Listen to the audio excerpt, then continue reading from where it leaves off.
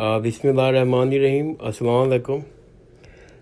इंशाअल्लाह आज हम लोग साइंस के हवाले से और थियोलॉजी के हवाले से अलकिंदी की खिदमात और उनकी क्या राय थी उस पर थोड़ी रोशनी डालेंगे। जब भी हम साइंस की बात करते हैं तो उस ज़माने में सबसे जो ऊपर चीज़ जिसके ऊपर सब लोग काम करते थे वो मेडिसिन थी, और अलकिंदी को भी बहुत में शौक़ था मेडिसिन का। इनफैक्ट आप देखेंगे कि तकरीबन तमाम फ़िलासफ़र जो थे उस टाइम के जो थे, उन तमाम फ़िलासफ़र के लिए मेडिसिन एक इंतहाई अहमियत की हामिल चीज़ थी। जहाँ वो इल्म को, एजुकेशन को बहुत अहमियत देते थे, साथ साथ वो हेल्थ को भी और मेडिसिन को भी बहुत अहमियत देते थे। अगर हम उस ज़माने के फ़िलासफ़र्स का देखें तो उनमें जो ऊपर नाम आता है वो अल-राज़ी का है, अल-हावी का है, इब्न सीना का है। ये लोग फ़िलासफ़ी के साथ साथ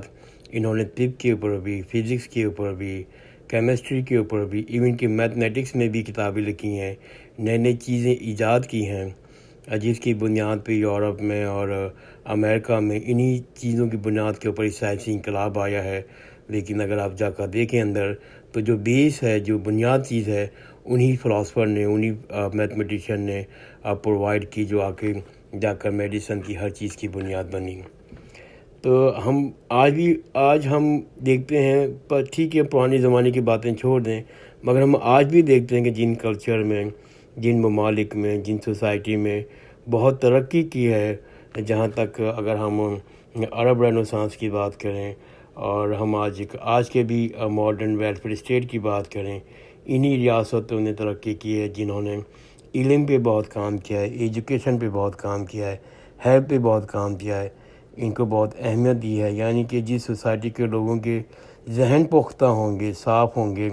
अक्लमंद होंगे, यानी कि वो एजुकेशन के थ्रू उनकी तरबियत हुई भी होगी, इनको मेंटली डेवलपमेंट हुई होगी, उनको पास नॉलेज होगी, वही आगे बढ़ेंगे, वही आगे तरक्की करेंगे। क्योंकि दिमाग जिस्म के बगैर नहीं चल सकता। अगर मेडिसिन है, अगर हेल्थ केयर प्रॉपर है तो आपका जिस्म भी हेल्दी होगा, आपका दिमाग भी हेल्दी होगा। ये सबसे ज़्यादा इम्पॉर्टेंट है कि आप ये चेक करें कि आप सोसाइटी में, आपके मुल्क के अंदर कितने लोग इतना इंटेलेक्चुअली स्टिमुलेट होते हैं। आपके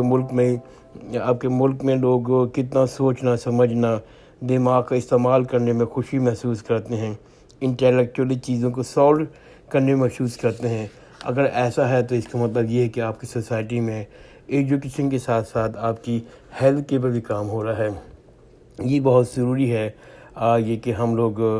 इस चीज़ को मेक श्योर करें कि हमारी सोसाइटी में, हमारे मुल्क में, हमारी फैमिली में, हमारे घर में एजुकेशन पे बहुत ही ज़ोर हो और आपकी कहते हैं आपकी हेल्थ पे बहुत से ज़ोर हो। इसलिए यही बहुत बुनियादी चीज़ें हैं आपकी तरबियत में और आपकी ग्रोथ के लिए। और ये अलकिंदी का भी कहते हैं बहुत ज़ोर था साइंस के हवाले से, और अल-राज़ी का भी, अल-हावी का भी। अलकिंदी ये चाहते थे कि मैथमेटिक्स के उसूलों को फार्माकोलॉजी के हवाले से भी इस्तेमाल किया जाए। उन्होंने बल्कि एक टेस्ट बनाया था जिसमें जैसे कोई दवाई है, जो मेडिसिन है, उसकी पोटेंसी को चेक करने के लिए उन्होंने एक स्केल भी बनाया था, जो मैथमेटिकल स्केल था, जो वो चेक करने के लिए था कि जो दवा है वो कितनी अफेक्टिव है, उसकी पोटेंसी कितनी अफेक्टिव है, वो मरीज़ पर कितना असर कर रही है। इसके अलावा इस स्केल को मुख्तलिफ ज़ावियों से और मैथमेटिकल कैलकुलेशन के ज़रिए से मालूम होता था कि दवा जो है किस कदर मरीज़ के हक़ में बेहतर है, इसके इलाज में हक़ में बेहतर है। और वो स्केल काफ़ी हद तक आगे भी इस्तेमाल होता रहा, लोगों ने इसको आगे बुनियाद बनाया। इसके अलावा अलकिंदी का एक ख़याल था, वो ख़याल बहुत यूनिक था। बाकी फ़िलासफ़र ने उस ख़याल के बारे में अपने कोई ख़ास ख़यालात का इज़हार नहीं किया, उस तसव्वुर को आगे नहीं बढ़ाया। वो अलकिंदी ये कहते थे कि चाँद की शक्ल तब्दील होती है और इंसान की बीमारी के साथ चाँद की शक्ल का भी एक ख़ास जुड़ा हुआ अमल है। लिहाजा उसने एक निज़ाम बनाया था कि लोगों को जब वो बीमारी की दवा दी जाती है, اس کے لیے ضروری ہے ہم چاند کی شکل کی تبدیلی کو بھی غور کریں، اس کی شکل کی تبدیلی کے ساتھ ہم اپنی دوائی کو بھی ایڈجسٹ کریں، میڈیسن کو بھی ایڈجسٹ کریں۔ تو وہ سم ہاؤ میڈیسنس کو بھی اور کافی لنک کرتے تھے، علاج کو بہت لنک کرتے تھے، میڈیسن کو بہت لنک کرتے تھے چاند کی موومنٹ کے اوپر، چاند کی تبدیلی کے اوپر، چاند کی شکل کے اوپر وہ بہت زور دیتے تھے، گو کہ اس خیالات کو آگے جا کر کسی اور فلاسفر نے اڈاپٹ نہیں کیا اور اس کو آگے مطلب کہ تصورات کو انکریجمنٹ نہیں ملی، اس سیکنڈ میں نہیں ملی۔ الکندی کو کیمسٹری کا بھی بہت شوق تھا، اور جیسے کہ میں نے پہلے کہا اس زمانے کے سارے فلاسفر جو تھے سائنس میں بہت انٹرسٹ لیتے تھے، اسپیشلی الرازی، اور انہوں نے بہت سی کتابیں کیمسٹری پہ بھی لکھی ہیں۔ تو الکندی کو بھی بہت شوق تھا کیمسٹری کا۔ در حقیقت کیمسٹری کا لفظ بھی اصل میں عربی یعنی الکیمی سے نکلا ہے۔ الکیمسٹ وہ لوگ تھے جو چاہتے تھے کہ لوہے کو سونے میں تبدیل کر دیں۔ سونے کی اہمیت اس زمانے میں بہت تھی جتنی آج کل ہے، شاید اس زمانے میں زیادہ ہی ہو، اس لیے کہ سونے کی قدر اس وجہ سے بھی تھی کہ جو وہاں پر ایک تو سونے کی ملکیت ہوتی ہے، اور وہ جو ہیرے جواہرات اس وقت بادشاہوں کو جمع کرنے کا بہت شوق تھا، ان کی بیویوں کو بہت شوق تھا، اور ویسے بھی عمرہ جو لوگ تھے، امیر لوگ تھے، ان کے لیے اسٹیٹس سمبل تھا۔ تو سونے کی ایک اہمیت اس وجہ سے بھی تھی کہ لوگ اس کو اپنے لیے اسٹیٹس سمبل بناتے تھے، مگر ایک وجہ اور بھی تھی، وہ کیمسٹری کی پوائنٹ آف ویو سے تھی،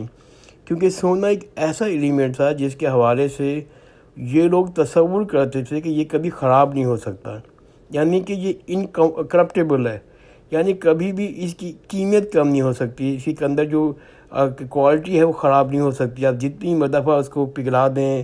اس کے بعد دوبارہ ٹھنڈا کر دیں، پھر دوبارہ پگھلا دیں،